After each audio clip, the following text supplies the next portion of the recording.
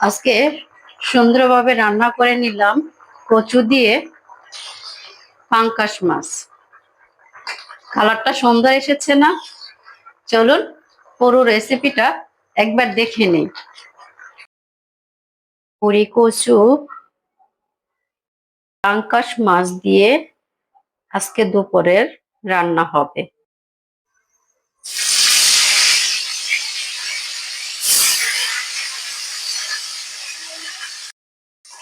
মাছগুলো ভাজা হয়ে গেছে, এখন উঠিয়ে নেব।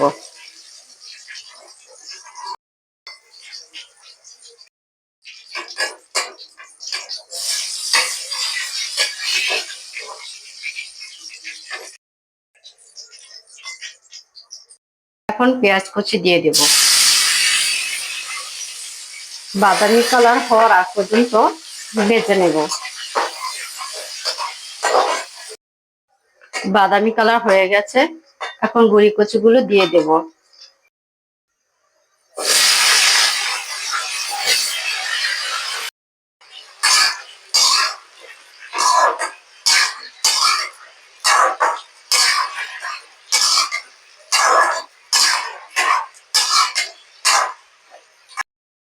লবণ দিয়ে দিলাম, বাটা দিয়ে দিলাম, দিয়ে এগুলো অনেকক্ষণ কষিয়ে নিব যতক্ষণ পর্যন্ত আঠালো ভাবটা না যায়।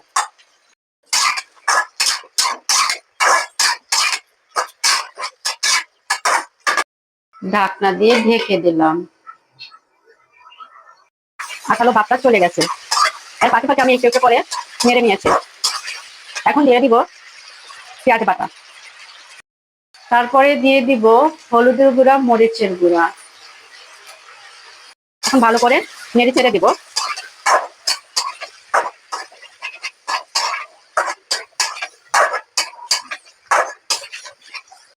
সামান্য একটু পানি দিয়ে দেব, ভালো করে এগুলো মিশিয়ে নেব।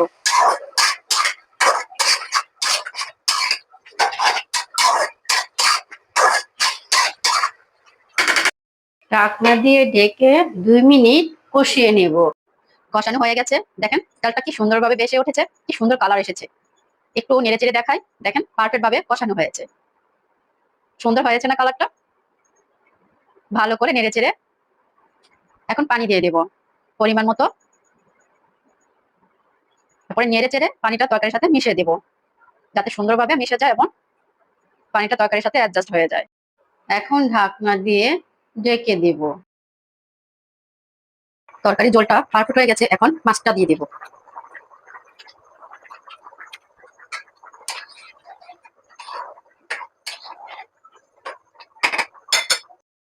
এখন ধনিয়া পাতা দিয়ে দিব, আর একটু রাখবো যাতে ধনিয়া পাতাটা তরকারিতে মিশে যায়, গ্রানটা সুন্দরভাবে ছড়িয়ে ওঠে। কি সুন্দর হয়েছে না তরকারি কালারটা? মাশাআল্লাহ।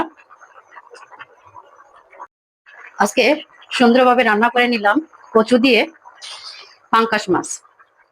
কালারটা সুন্দর এসেছে না?